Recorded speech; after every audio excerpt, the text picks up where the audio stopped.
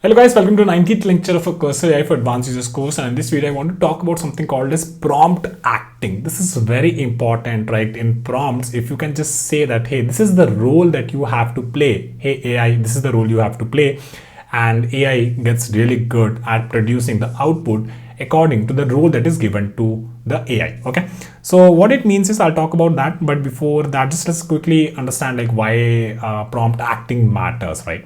So first thing, what it means is basically, let's say you want AI, or basically you want to generate output something like, hey, I'm building this website or something like that, right? So in that case, you can just say that, hey, AI, act as a software engineer or as a senior software engineer, architect my LMS system like this, or like something like that, right? Or just say architect my LMS system. So what happens then, AI gets a lot of context at what role it has to play, and it produces the output based on that role, right? So AI is very good at role playing. It's basically, we are saying that you have to take this role or this context into yourself and then produce the output.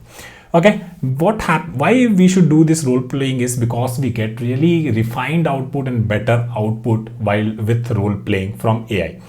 Okay, AI gets context that it has to provide output based on this role. Okay, now let's quickly do a quick demo. So we'll do this on our BlockForge app. So let me open that actually. So let me open the BlockForge app, and once we are in, what we have to do is basically we'll try to write a query. And who is good at writing queries? Someone who is a database engineer or someone like a database administrator, right? So, and then what we can say is basically act as a database administrator, and then we can say write SQL query to fetch the first 5 users from the database sorted by created at, if we have created at, otherwise just give me the first 5 users, right? So this is how we tell Cursor that, hey, you have to kind of take this role, and based on this role, it gets really good at producing the output. So for example, we are trying to write a SQL query. So in this case, a database administrator will be really good at it, right? Rather than someone who is a tester or a QA or something like that, right? So this is what it has generated. And let me check here. So it's saying that you can take this query, or something like this that you can execute.